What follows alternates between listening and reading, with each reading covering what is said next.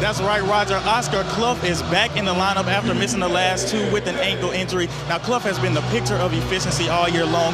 16 and 10, shooting 71% from the floor, third best in the country. And on the other side, Grant Nelson, he's no stranger to the Jacks, facing them for the 10th time in his career. Now, Jacks head coach Eric Henderson has been on the other side, some Nelson master classes, but he looks at his big man to lead an upset here today. Yeah, Gray, the strength of this South Carolina team is undoubtedly their depth. Anyone can get it going on any given night, most evident by their league-leading 42 points per game off the bench. That's more than their starting five. Coach Don Staley said this advantage, allowing them to lean on one another and trust, is what has led them to being the second-ranked team in the country coming into Tuscaloosa. Happy New Year, guys. It's a new year and a new clean slate here in the SEC as we get ready to open it up. Now, these two teams have given us some incredible matchups, splitting the last two by an average margin of victory of 3.5. Now, Alabama returns one of the more experienced programs in the conference, while Florida lost all four of their leading scorers from that matchup last season. So, as you mentioned, the emergence of McGill as well as the re-emergence of Rashea Kyle will be critical if Florida looks to knock off Alabama in open conference play with a win for the first time since 2014. That's right, Gray. The Dolphins will be without their leading scorer, Eden Battle, who did not make the trip to Tuscaloosa today. Battle is leading the ASUN in scoring at 19 points per game. Now, replacing that type of scoring production is no easy task. We talked to the head coach, Special Jennings. She said it would have to be by committee as he leans on some of her youth and Priscilla Williams, who is coming off a double-double, to try to replace some of that scoring output. Like chaos, we got something for you. Messy boots all around the country. We're going to take you there. First, we're going to Michigan, Ohio State. Michigan goes up on the foot of Dominic Zavada, and they're up 13-10. 45 seconds to go. Ohio State, what do you have? Will Howard, 4th and 9, no timeouts, looking for anybody, and nobody is home. Michigan takes it 13-10, pulls off the upset. 4 straight for the Wolverines over Ohio State. Now, take you back to Columbus to finalize that Nebraska versus Ohio State. Nebraska looking to keep their upset hopes alive as they are on the road. Last chance, Dylan Raiola, 3rd and 19, and he is picked off by Jordan Hancock, and that would do it. Ohio State survives at home. Now, in the Big Ten, number 20, Illinois taking on the number 1 ranked Oregon Ducks. Dylan Gabriel, I mean, he has all day. Look who he's going to find. Tez Johnson eventually. Tez takes this one across the middle. Look at this move right here. Woo! Tez getting the end zone, and it is Oregon early, 7-0 in the first quarter.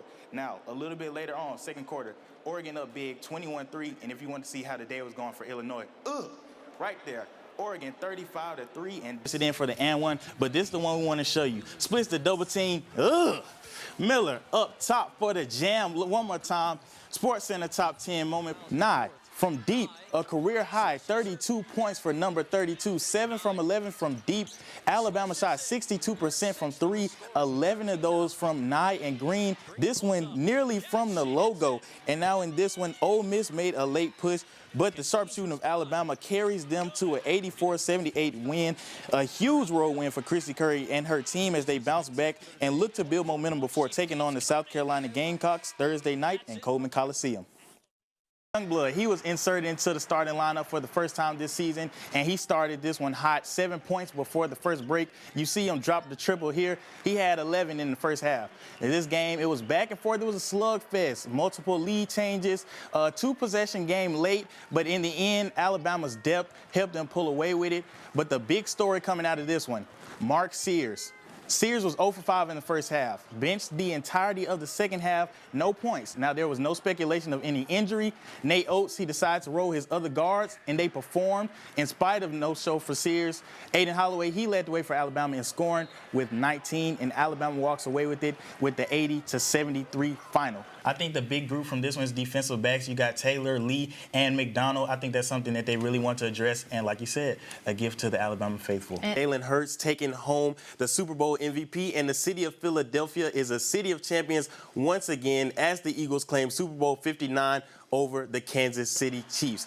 Now, in this one, after the loss to KC 2 years ago, the collapse last season. Jalen Hurts and the Eagles, they look like they had something to prove in this one. You see Hurts there with the tush push to put them on the board first. Then in the second, Eagles leading by 10. Mahomes is intercepted by Cooper DeJean. And look, it's the birthday boy who is going to take it to the house to give Philly a commanding 17-0 lead early. And that Eagle defense, I mean, they were all over the place in this one. You see Mahomes again, he's picked this time by Zach Bond. And that interception set up Philadelphia in the red zone. Jalen Hurts, he's going to find A.J. Brown, who is wide open. Philly took a 24-0 lead into the half, and they would never look back. That defense was all over the place, and the Eagles are your Super Bowl